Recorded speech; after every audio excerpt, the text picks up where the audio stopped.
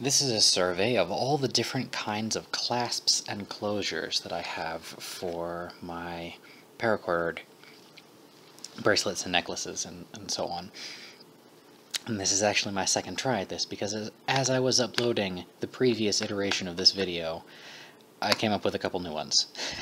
So, some of these are extremely new, and we're going to start with what seems to confuse people the most out of all the different patterns that I have, is that there's two loops here and one of these little buttons. How does this go together for a bracelet like this?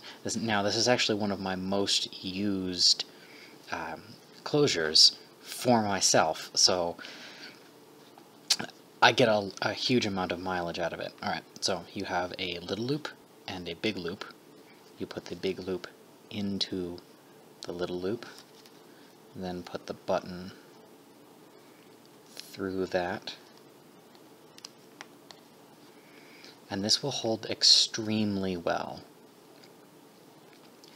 I've used these on necklaces and worn them while jogging when they were weighted and swinging about. I've had them on bracelets and anklets and all kinds of things. This is and it still works when these pieces are quite long. They've been about that long in the past, and this still works. The only thing that needs to be of a controlled size is this portion. So this is very, very dependable, and especially on some of my other rapid deployment pieces, this allows you to have a reliable closure that isn't going to come undone, that you can just tug apart. Now, not this one. In this case, you would have to undo this piece right here, so that there would be this loop, and then that little bit of a loop right there exposed, but then after that you could just tug this apart. Okay. Now, I don't use it very often, so I'm going to knock it out right away. I do use these. Everybody knows these little sled clips here.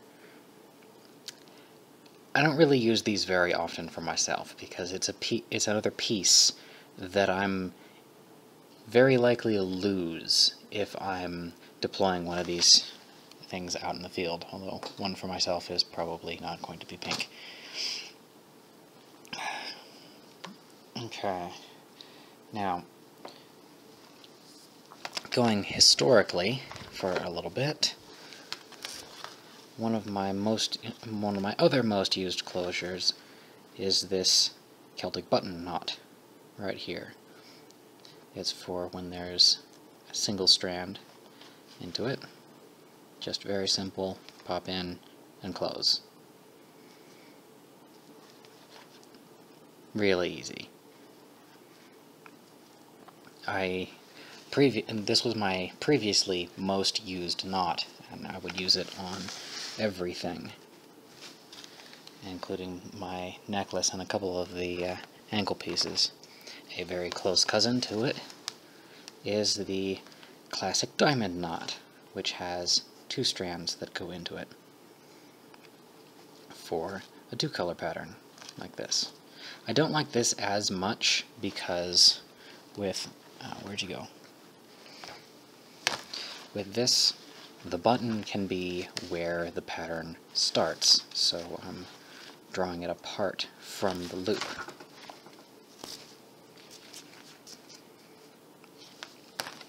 Alright, but with the diamond knot, you'd have to undo this piece first in order to undo it, because there isn't a very clean-looking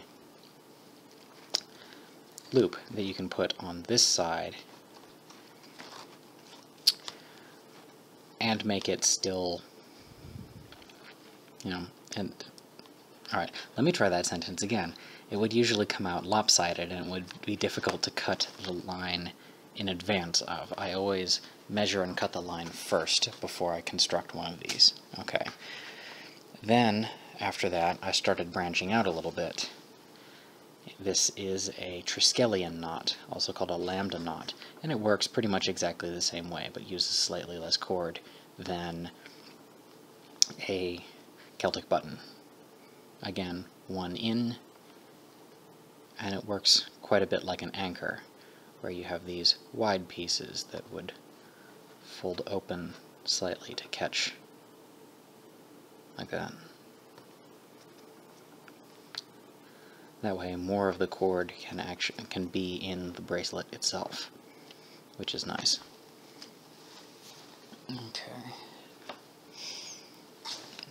I have a lot of these off to the side. Alright. Now, related to the diamond knot is butterfly. You can see the braiding that relates it right there. So you have these little wings right there. Let's arrange that a little bit better. There we go. Butterfly. And is meant to work pretty much the same way. It's a little bit heftier, but we can actually size it down. Oh, and again, that's 2 lines in.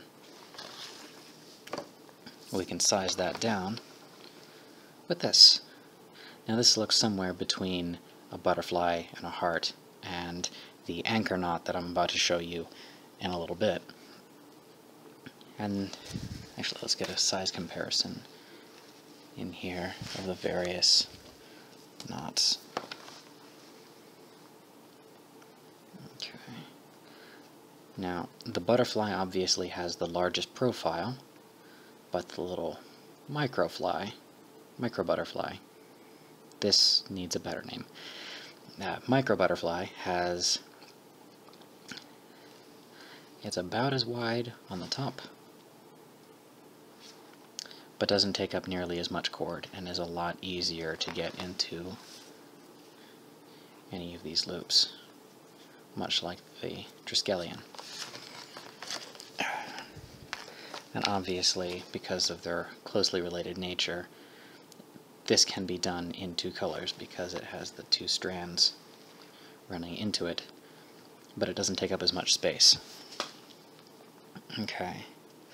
Now, the most recent addition is this little box top right here that again has 2 ways into it, but let's compare it. It's a close relative of the diamond knot, but it doesn't take up as much space, so it'll be easier to put in to one of these loops. Even a smaller loop like that means that the actual head of the loop there can be pretty small, which is convenient for me. Okay. Now, for the 2-strand closure knots that you're likely to see me use now, the ones that I use all the time, that replaced the diamond knot for my actual use up until today, basically, I would start with this. This is what I call an anchor knot. That is, it becomes firm when you tug on it from this direction. But if you need to undo it, you can fold it open, and it pretty much just falls apart. I'm not going to tug on it because I don't feel like retying it on the screen, but basically any of these sort of loopy outcroppings, grab onto any of those and tug, and it'll come apart. Unless you have it really pressed up like that. And now it'll hold firm. This is the single anchor, and that's the double anchor. You can see that the way the color is arranged is slightly different. On this one color will wrap around its opposite, and on this one, a color will wrap around itself. Really, the only practical difference between these two is how much line I have at the end when I'm making them. And in the interest of hitting absolutely everything, occasionally when I'm putting a closure knot on the end of something, I would wrap up a double overhand slip like that. This is if the loop has to be in the middle and the stopper has to be on that side, which is basically never.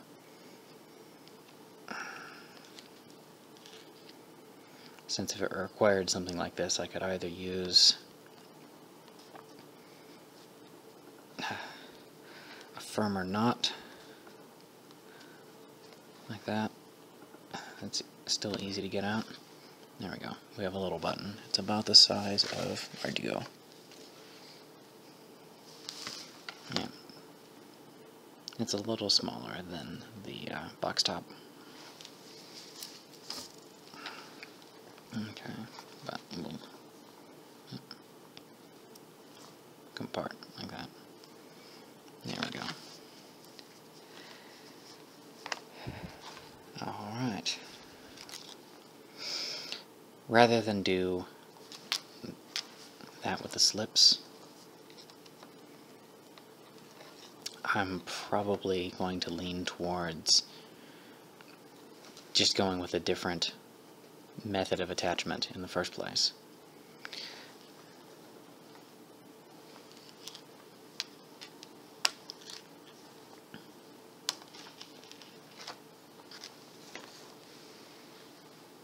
Cut.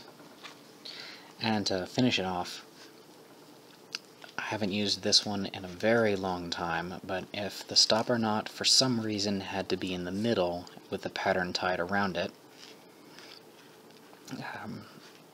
I would use a slipped double overhand like this. A double overhand ought to be firm enough that this not be in too much risk of coming apart, but it doesn't hang out too much, and maybe leave a little bit longer of a loop on the end. And a double overhand knot has the advantage of being extremely simple, so if you know at all what you're doing with paracord, and I strongly recommend that you do, you could tie this back on if it were to come apart.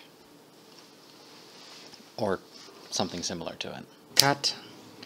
Alright, we have our slipped double overhand for scale, which is no longer pink because I put that one away. I very nearly walked off without shooting this last little insert on the knot that I very nearly forgot. Okay, so what topological structure is the number of all of the integers? Why, I think you would call that an Aleph knot. No one is going to get that joke. Alright, this is the very last of our stoppers. Again, 2 lines going in, 2 possible colors, and it looks like the Hebrew letter Aleph on both sides. You may notice this is identical to the True Lover's knot, but I liked the little Aleph feature, and I like making mathematical puns. So, here's our slipped double overhand. It is very slightly larger, but not very much, than this. And here's our Celtic button knot for scale. Alright, these do still hold, though I generally use them as lanyard knots. Okay, and with that, that is the very last one. Alright, this has taken enough time.